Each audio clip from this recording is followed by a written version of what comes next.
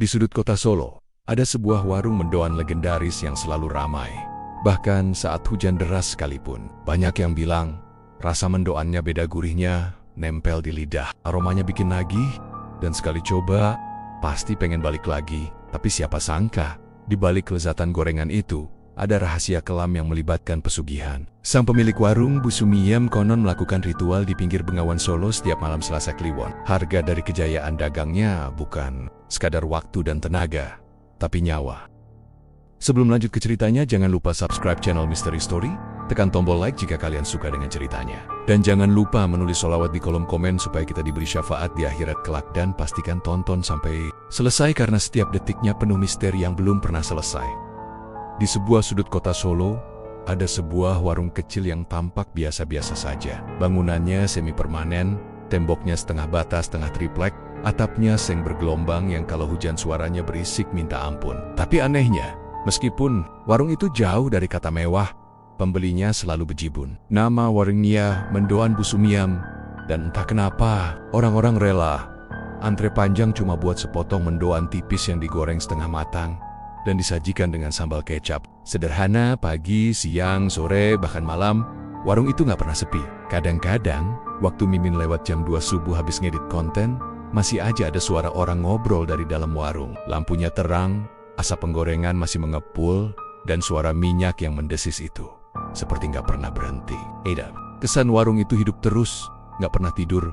Warga sekitar awalnya senang-senang aja. Mereka bangga warung di kampungnya terkenal sampai luar kota. Banyak yang datang dari Klaten, Boyolali, bahkan Jakarta, cuma buat nyobain mendoan Bu Sumiem. Tapi lama-lama mulai ada yang aneh.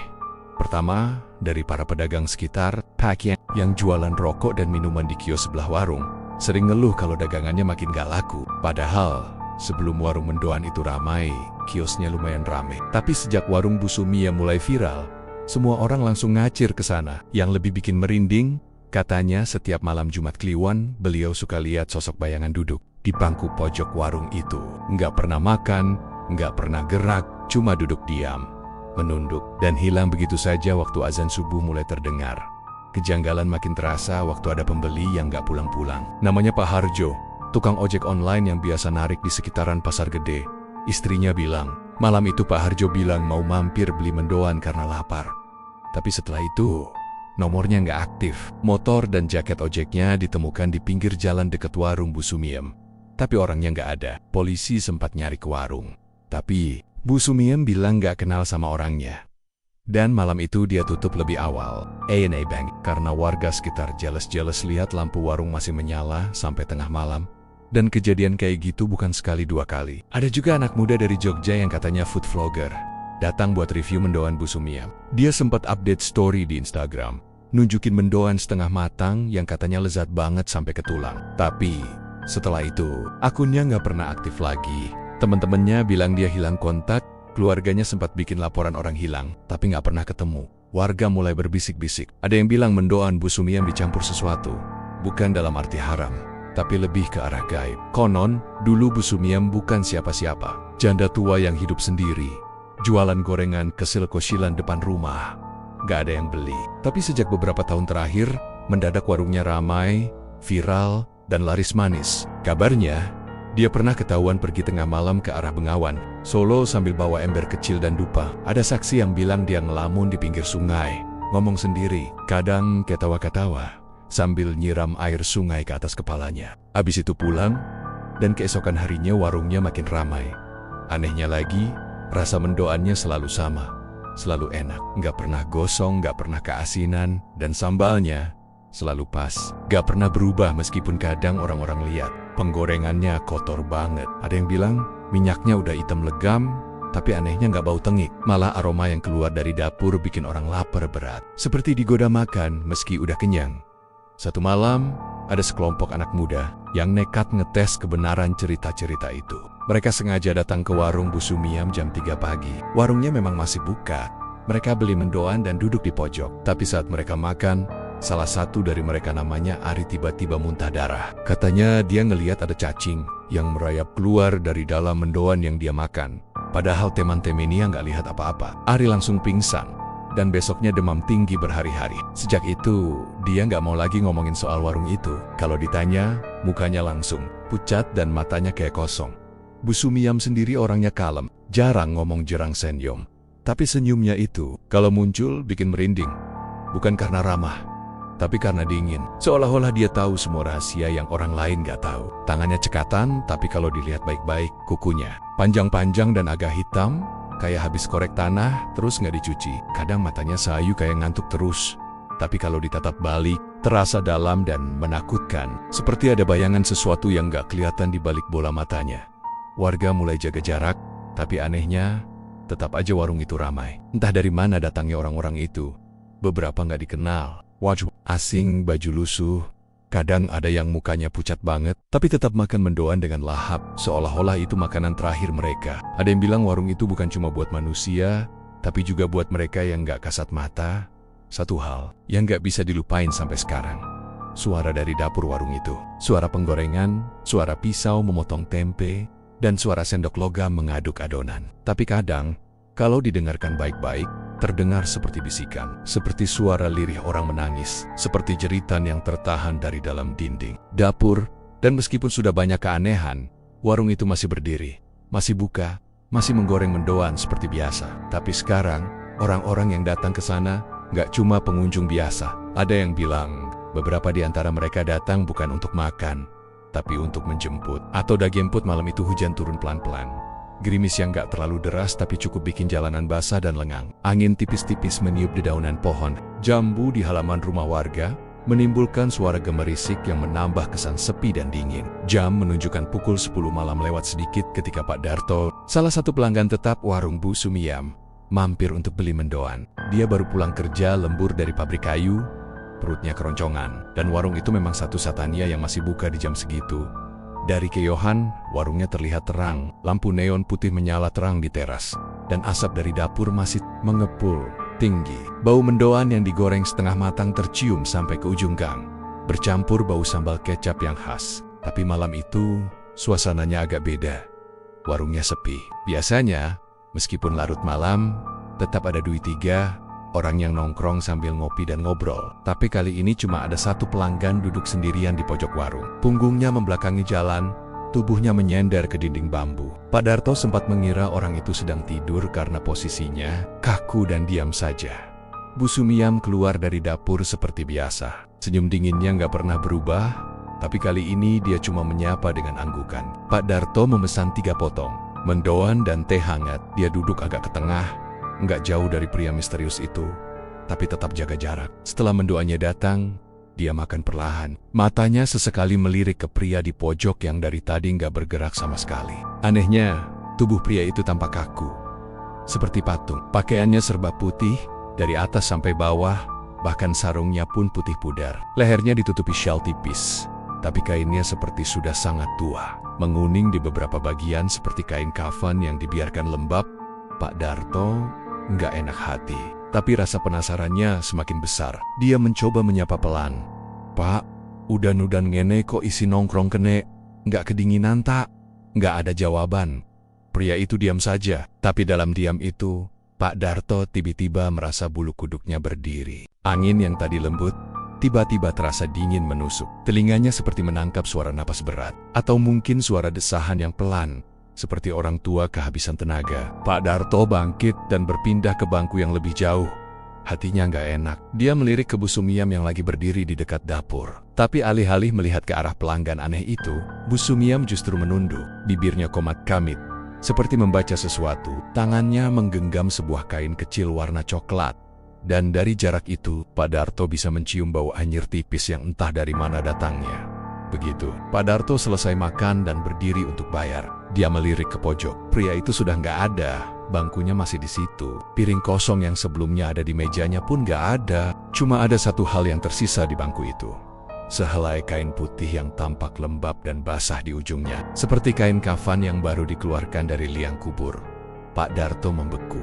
Jantungnya berdetak cepat. Dia menatap Bu Sumiyam yang masih menunduk, lalu perlahan mendongak dan menatap balik ke arahnya. Mata Bu Sumiyam merah, bukan karena marah atau menangis, tapi seperti mata orang yang terlalu lama terjaga dalam kegelapan.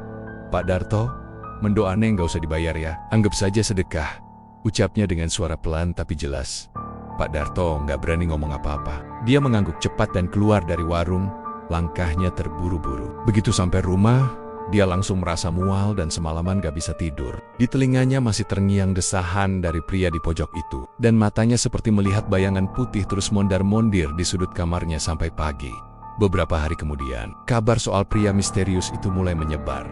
Bukan cuma Pak Darto yang pernah melihatnya. Seorang tukang antar galon Mas Eko mengaku pernah melihat sosok yang sama duduk di dekat tungku penggorengan. Tapi waktu dia mau isi ulang galon di warung Bu Sumiam, sosok itu hilang. Nggak ada bekasnya. Tapi galon kosong yang dia taruh di lantai tiba-tiba pecah seperti dilempar dari ketinggian. Di hari-hari berikutnya, ada satu orang yang mulai merasakan keanehan paling nyata.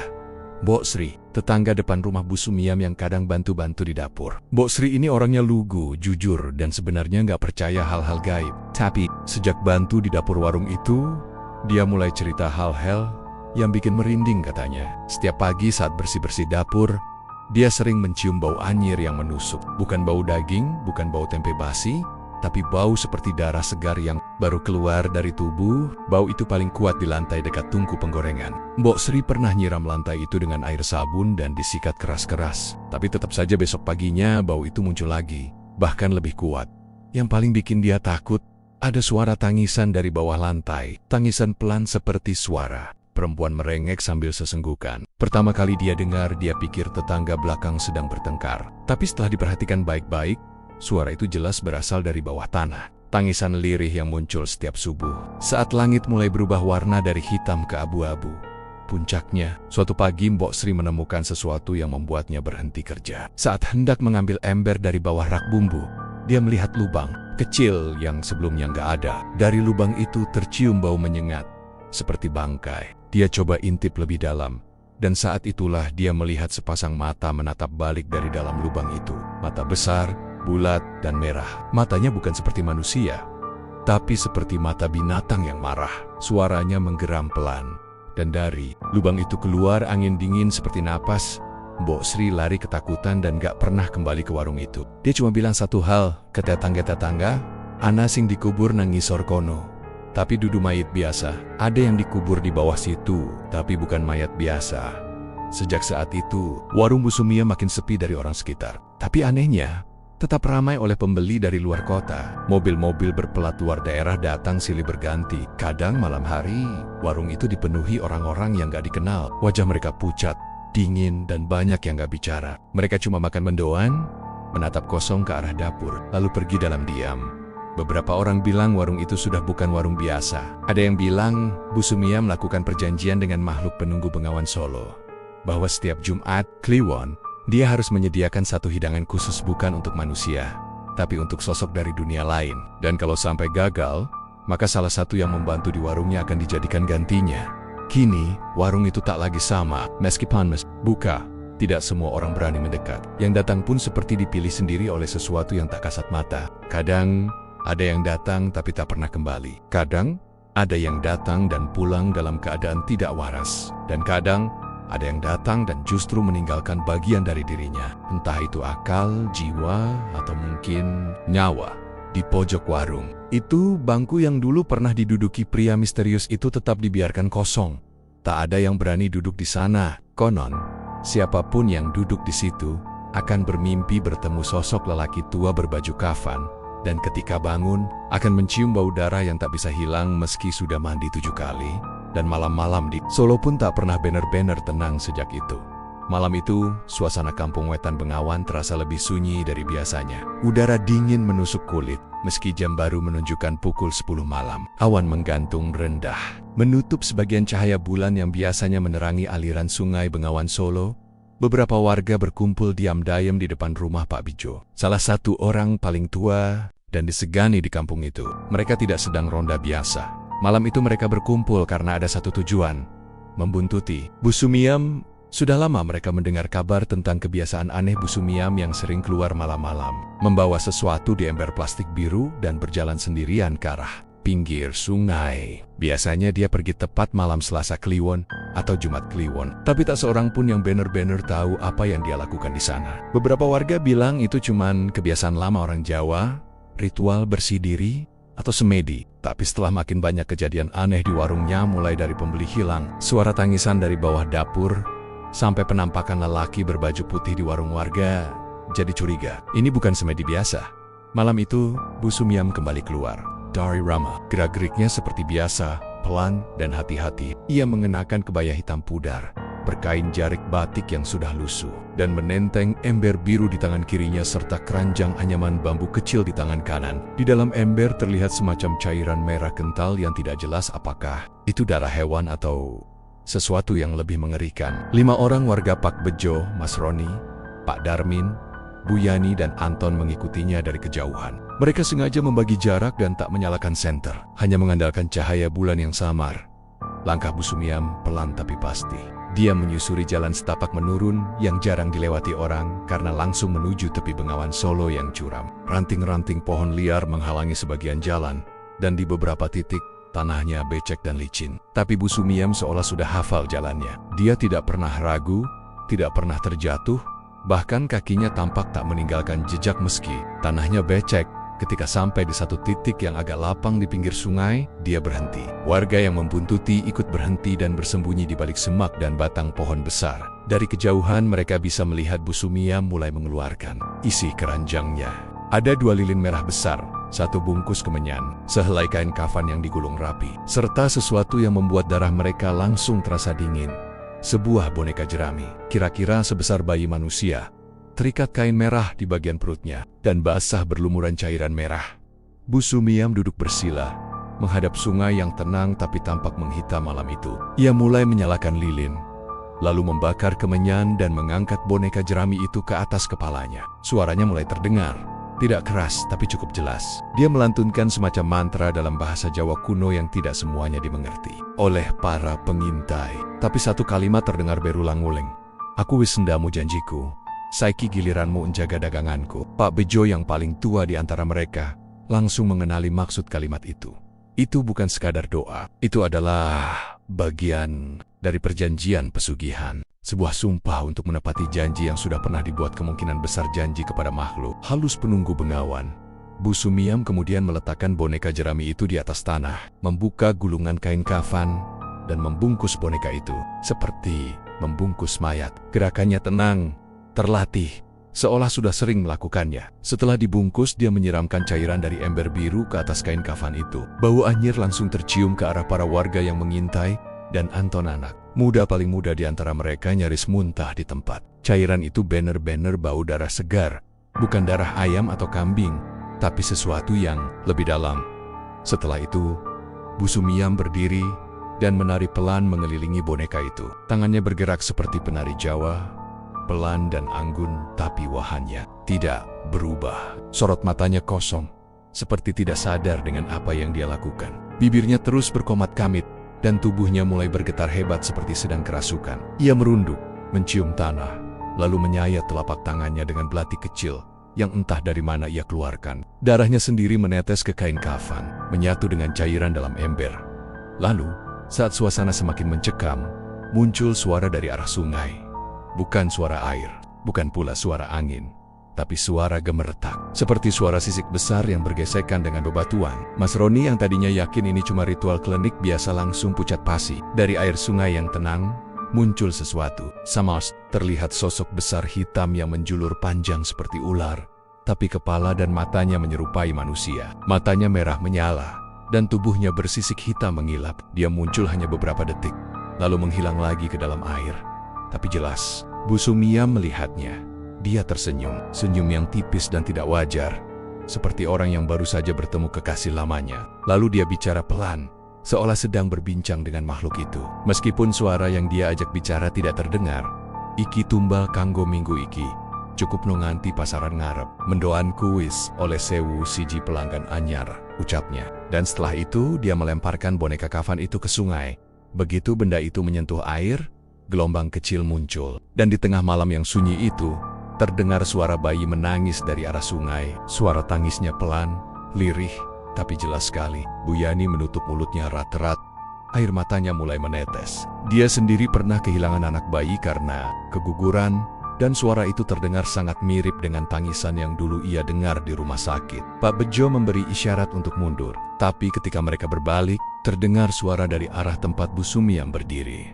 "Kowe, kabeh nyawang." "Tie." Warga membeku, mereka menoleh perlahan. Bu Sumiyam berdiri menghadap mereka, matanya merah, dan dari tangannya masih menetes darah. Tapi bukan darah dari tangannya sendiri. Dari ujung jarinya menggantung sesuatu yang tipis dan panjang. Seutas rambut basah yang masih hangat. Di belakangnya, bayangan besar mulai tampak samar di udara malam. Pak Bejo langsung membaca doa dalam hati. Dia tahu mereka sudah kelewat batas. Mereka tidak hanya melihat sesuatu yang seharusnya tidak dilihat, tapi juga menyaksikan bentuk perjanjian antara manusia dan makhluk alam lain yang tidak akan membiarkan saksinya lolos begitu saja. Mereka lari tanpa saling bicara. Sepanjang jalan pulang, mereka tidak mendengar suara apapun. Tapi setiap menoleh ke belakang, mereka merasa seperti sedang diikuti. Bayangan panjang mengikuti di antara semak dan pepohonan, tapi selalu menghilang. Begitu mereka menatap langsung, sesampainya di kampung, mereka langsung masuk rumah masing-masing. Dan tak ada satupun yang berani bicara sampai keesokan harinya. Tapi sejak malam itu, satu persatu dari mereka mulai mengalami kejadian aneh. Mas Roni bermimpi tenggelam di sungai dan tubuhnya diikat dengan kain kafan. Bu Yani melihat bayangan anak kecil berdiri di sudut kamarnya setiap malam. Anton kehilangan suara selama seminggu penuh, dan hanya bisa menulis satu kalimat yang terus diulang. Mendoanya berdarah. Pak Bejo, orang yang paling kuat imannya, akhirnya mengaku pada tokoh agama setempat. Tapi saat hendak menceritakan semuanya, dia tiba-tiba batuk darah dan meninggal di hari yang sama. Mayatnya menghitam di bagian punggung, dan dokter tak bisa menjelaskan penyebabnya. Tapi warga yang tahu, mereka diam, mereka paham. Itu adalah harga dari melihat sesuatu yang tak boleh dilihat. Warung Bu Sumiyam tetap buka seperti biasa. Tak ada yang berubah dari luar. Tapi malam-malamnya kini lebih sunyi. Kadang terdengar suara tangisan dari arah sungai. Kadang bau kemenyan menyengat, menusuk hidung meskipun rama-rama sudah tidur semua. Dan kadang, seseorang yang berjalan di sekitar warung itu malam-malam bisa menemukan sepotong boneka jerami tergeletak di depan pintu rumahnya, dibungkus kain putih dengan bercak darah yang belum mengering, dan tidak ada yang tahu apakah mereka yang mendapatkannya sedang diperingatkan atau sedang ditandai. Namanya Sari. Usianya 26 tahun, gadis biasa yang sejak kecil diasuh Bu Sumiyam. Tidak banyak yang tahu dari mana asalnya. Beberapa warga bilang dia anak hasil adopsi dari kerabat jauh. Ada juga yang berbisik kalau Sari ditemukan dalam kardus di depan rumah Bu Sumiyam waktu masih bayi. Tapi yang jelas, sejak kecil ia tinggal di rumah itu, di warung itu, hidup dalam sunyi dan aroma minyak goreng panas. Ia memanggil Bu Sumiyam dengan sebutan Ma. Walau tak ada darah yang benar-benar mengalir di antara mereka, Sari tumbuh dalam lingkungan yang penuh batas. Ia tidak pernah sekolah tinggi, tidak pernah benar-benar bergaul. Pagi bantu di warung, siang tidur, sore kembali membantu, dan malam dia disuruh masuk kamar sebelum jam 8. Dilarang keluar rumah, dilarang membuka pintu belakang, dan yang paling penting dilarang mendekat ke sumur tua yang terletak di belakang dapur. Sumur itu tertutup seng berkarat, dikelilingi pagar bambu dan selalu dikunci rantai. Alasan Bu Sumiyam cuma satu, sumur itu angker. Ada ular besar yang jaga. Sari dulu percaya-percaya saja, tapi semuanya berubah setelah kejadian malam Jumat Kliwon saat ia pulang lebih awal dari rumah temannya dan memutuskan mengintip ke dapur.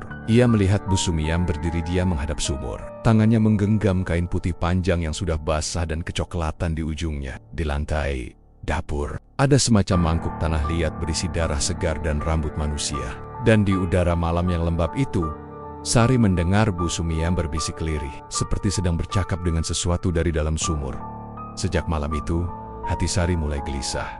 Ia mulai memperhatikan hal-hal kecil yang dulu ia anggap biasa. Seperti bau amis yang kadang keluar dari kamar Bu Sumiyam, atau suara langkah kaki yang berjalan bolak-balik di belakang rumah saat tengah malam. Ia juga mulai ingat sesuatu yang dulu sering ia dengar waktu masih kecil. Tangisan bayi dari arah dapur. Suara perempuan berdoa dalam bahasa Jawa kuno yang tak pernah ia pahami. Dan satu kalimat yang selalu Bu Sumiyam ucapkan kalau Sari rewel. Kalau kamu nakal, kamu tak masukkan ke dalam sumur. Sari tak lagi bisa diam. Ia mulai menyelidiki rumah itu perlahan-lahan. Mulai dari rak tua di pojok dapur, lemari besi yang selalu dikunci, hingga loteng kecil yang penuh sarang laba-laba. Suatu malam, ketika Bu Sumiyam tertidur karena kelelahan, Sari nekat mengambil konsi-konsi yang biasa disimpan di bawah tikar kamarnya. Dengan jantung berdebar, ia naik ke loteng. Di sana, di balik tumpukan karung bekas dan kardus, ia menemukan sebuah peti kayu tua dengan gembok karatan. Gembok itu berat, tapi kunci berhasil membukanya. Di dalam peti itu ada sebuah buku tua berbalut kulit kambing, lusuh dan penuh debu. Halaman-halamannya menguning, sebagian robek, dan sebagian ditulis tangan dengan tinta hitam. Di halaman depan tertulis nama yang membuat jantung Sari seolah berhenti berdetak. Panggih karo sugih, layang kuno kanggo sesaji kadonyan. Bertemu dengan kaya, naskah kuno untuk persembahan duniawi. Tangannya gemetar saat membuka lembar demi lembar. Di sana, tertera jelas langkah-langkah pesugihan dari awal perjanjian. Syarat tambel, cara memberikan sesajen, hingga bentuk makhluk yang akan datang menagih. Digambarkan pula ritual di sungai, boneka jerami berlumur darah, dan larangan keras untuk menghentikan perjanjian sebelum jangka waktu selesai. Sari menangis dalam diam. Ia tahu sekarang, warung mendoan yang selama ini dibanggakan banyak orang adalah hasil dari darah manusia. Di bagian tengah buku, Sari menemukan catatan tangan. Yang lebih baru, tulisannya mirip tulisan Bu Sumiam. Mendoan pertama, 7 bulan sesaji ayam. Setelah itu, harus daging manusia setiap pasaran pahing. Jangan pernah telat, jangan pernah gagal. Tumbal harus suci atau perawan. Kalau tidak, akan diambil sendiri. Sari jatuh terduduk. Ia merasa mule, pusing, dan napasnya sesak. Tapi rasa takut itu justru membuatnya semakin ingin tahu. Ia turun dari loteng, menyusuri lorong sempit ke arah dapur, lalu berjalan ke belakang rumah. Sumur tua itu berdiri diam, dikelilingi pagar bambu seperti sangkar. Sari membuka rantainya dengan kunci yang ia curi. Pagar itu berderit pelan, seolah sudah lama menanti seseorang membukanya. Bau amis langsung menyeruak, dan udara di sekitarnya menjadi dingin menggigit. Tak seperti biasanya, perlahan, Sari membuka tutup seng yang menutupi sumur. Gelap, tak ada air, hanya lubang besar yang menganga seperti mulut raksasa menunggu mangsa. Sari menyalakan senter dari ponselnya dan mengarahkannya. Kedak, yang ia lihat pertama kali adalah air keruh berwarna kehitaman. Tapi yang membuatnya menjerit adalah sesuatu yang terapung pelan di permukaan air itu. Sehelai rambut panjang berwarna keemasan. Tangan manusia membusuk yang nyaris terlepas dari tulangnya, dan di dinding sumur menempel lusinan potongan kain kafan berlumuran darah. Sari jatuh terduduk. Ia ingin muntah, tapi tak ada yang keluar. Tangannya gemetar, napasnya berat, dan tubuhnya membeku. Dalam bayang-bayang cahaya senter, ia melihat wajah pucat samar muncul dari dasar sumur. Mata hitam, bibir biru, dan tangan kurus menunjuk ke atas, menunjuk ke arah Sari. Ia menutup sumur dengan panik dan berlari masuk ke dalam rumah. Tapi langkahnya terhenti di ambang pintu dapur. Di sana, berdiri Bu Sumiam.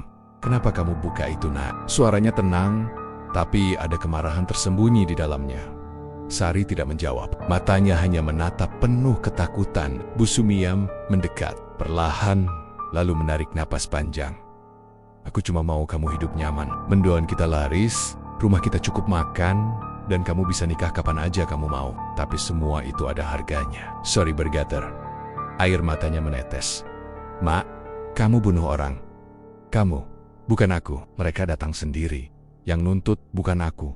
Aku cuma menjaga perjanjian. "Kita bisa berhenti! Kita bisa pergi dari sini? Kamu pikir kita bisa pergi begitu saja setelah memberi makan selama 15 tahun? Mereka udah kenyang. Mereka sudah menganggap kita keluarga. Kalau kita berhenti, kita bukan cuma kehilangan warung. Kita kehilangan nyawa." Sorry. Berlari masuk kamar dan mengunci diri. Malam itu, dia tidak tidur. Suara dari luar kamarnya seperti suara bisikan, suara langkah kaki, suara seseorang menangis dan tertawa bersamaan. Ia memeluk buku tua itu erat-erat, mencoba mencari jawaban di dalamnya. Tapi yang ia temukan hanya satu kalimat terakhir di halaman belakang. Ditulis dengan tinta merah, "Sing wani metu saka janji, dadi pangan sejatine." Barang siapa yang berani keluar dari perjanjian, maka ia sendiri akan menjadi santapan sesungguhnya. Sejak malam itu, Sari berubah. Ia tak lagi bicara dengan busuk. Setiap hari ia pura-pura membantu warung, tapi malamnya ia mencatat semua yang ia lihat dan dengar. Ia mencari cara memutus perjanjian itu. Ia mencoba mendatangi kiai, paranormal, dan orang pintar diam-diam. Tapi setiap kali ia berusaha cerita, suara-suara aneh muncul di telinganya. Telinganya berdengung, hidungnya berdarah. Bahkan pernah ia pingsan di pelataran masjid karena mendadak melihat warung mendoan terbakar dalam bayangan matanya. Sari tahu, ia sedang diawasi, bukan oleh manusia, tapi oleh sesuatu yang hidup dalam kegelapan sumur. Dalam asap penggorengan, dalam rasa lezat mendoan yang digemari orang-orang. Warung itu bukan tempat jualan biasa. Itu adalah altar, tempat persembahan. Dan setiap mendoan yang digoreng, selalu ada sepotong nyawa yang ikut menggoreng bersamanya. Kini, Sari dihadapkan pada dua pilihan. Membiarkan semua tetap berjalan dan hidup nyaman dalam dosa, atau menghancurkan warung itu dan mengundang bahaya yang tak bisa ia kendalikan. Dan saat pagi datang, ia memandangi warung kecil itu dengan mata merah yang tak tidur semalaman. Ia tahu, harga dari sebuah keberkahan kadang lebih mahal dari kemiskinan. Tapi pertanyaannya, apakah ia siap membayarnya? Sudah hampir 2 minggu sejak Bu Sumia menghilang. Bukan kabur, bukan pergi, tapi benar-benar hilang, lenyap tanpa jejak seperti ditelan bumi. Sari adalah orang terakhir yang melihatnya.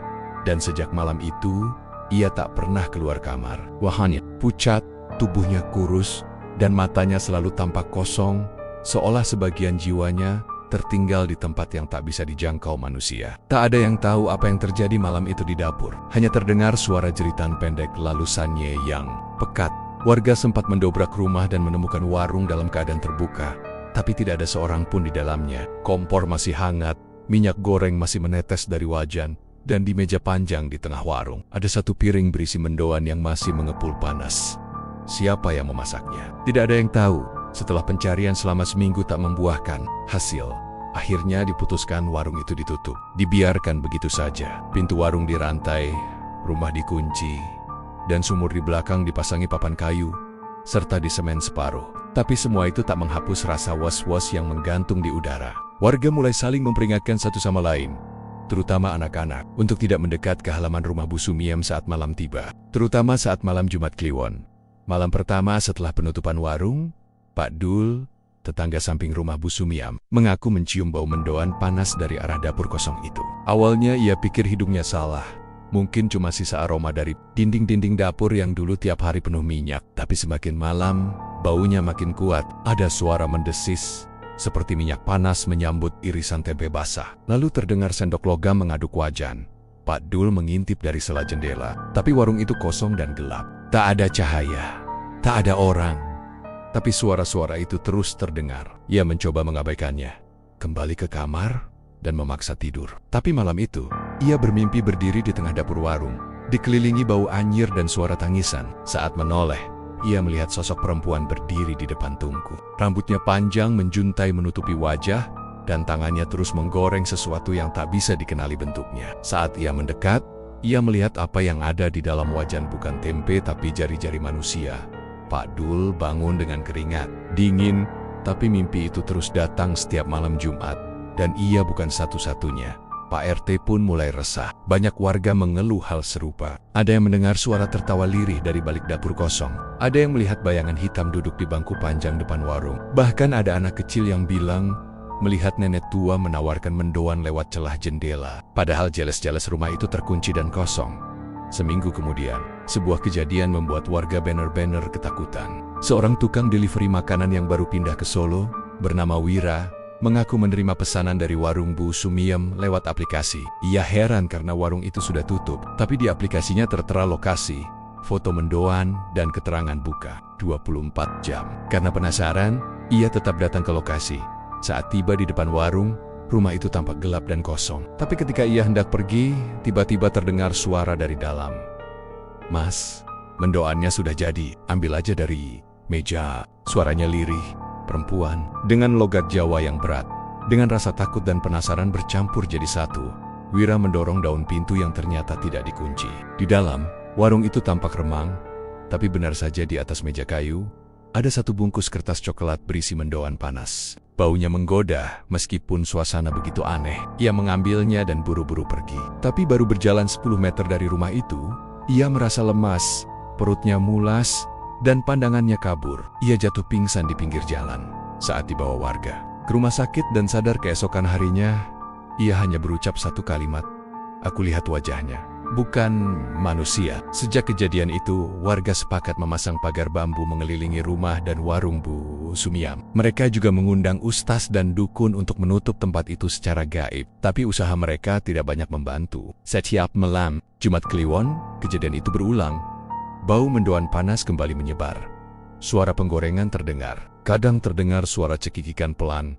Kadang ada yang melihat cahaya redup menyala dari dapur. Pernah suatu malam, seorang pemuda iseng dari kampung seberang melempar batu ke arah warung. Esok paginya ia ditemukan mengigau di pematang sawah. Tubuhnya gemetaran dan tangannya berbau minyak gosong. Ia terus mengulang satu kalimat. Dia masak pakai tangan, dia masak pakai tangan sendiri. Warga tak lagi berani lewat depan warung. Itu kalau malam. Bahkan motor yang lewat pun mempercepat gas. Beberapa pengendara mengaku mendengar suara orang memanggil dari dalam warung, meminta tolong, atau menawarkan makanan. Tapi ketika mereka menoleh, tak ada siapa-siapa di dalam. Hanya dinding kayu dan jendela kusam penuh debu. Yang paling menyeramkan adalah kejadian yang dialami Mbak Sri, janda paruh baya yang rumahnya persis bersebelahan. Malam Jumat Kliwon, ia terbangun karena mencium bau menyengat dari arah dapur. Ketika keluar kamar, ia melihat asap tipis masuk dari celah jendela. Tapi yang paling membuatnya histeris adalah saat ia melihat bayangan seseorang berdiri di luar jendelanya. Seseorang dengan rambut akak-kakoken dan tangan penuh darah, menggenggam seikat mendoan panas, menatapnya dalam diam. Mbak Sri menjerit. Tapi ketika warga datang, tak ada siapa-siapa. Tapi bau mendoannya masih ada, menyengat dan hangat, seolah baru digoreng beberapa detik yang lalu. Kabar warung terkutuk itu akhirnya menyebar kemana-mana. YouTuber horror, pemburu misteri, dan wartawan lokal sempat mencoba meliputnya. Tapi hampir semua yang datang tak pernah kembali dengan rekaman utuh. Kamera mereka mati mendadak, baterai habis, dan beberapa bahkan hilang satu malam penuh. Sebelum ditemukan bingung di terminal dengan pakaian penuh minyak, Sari sendiri menghilang setelah malam itu. Banyak yang percaya ia melarikan diri keluar kota. Tapi beberapa warga yakin ia tidak pernah benar-benar pergi. Ada yang bilang suara perempuan menangis dari dalam warung setiap malam Jumat adalah suara Sari, terperangkap di tempat yang sama dengan ibunya. Kini, warung mendoan Bu Sumiem menjadi tempat yang dihindari. Tak ada lagi yang berani mendekat, apalagi mencoba membukanya kembali. Tapi setiap malam Jumat Kliwon, tanpa pernah absen, bau mendoan panas akan kembali menyebar di kampung itu. Suara penggorengan akan terdengar dari balik dinding bambu. Dan siapapun yang berani mendekat, bisa jadi akan mendengar suara lirih dari dalam, menawarkan sesuatu yang tak bisa ditolak. Mau mendoan nak? Panas, masih segar, baru diangkat dari nyawa yang belum dingin. Terima kasih sudah menonton channel Mystery Story. Terus dukung channel ini dengan cara komen, like, share, dan subscribe. Mohon maaf jika ada kesamaan nama tokoh, tempat kejadian ataupun cerita, itu adalah kebetulan semata.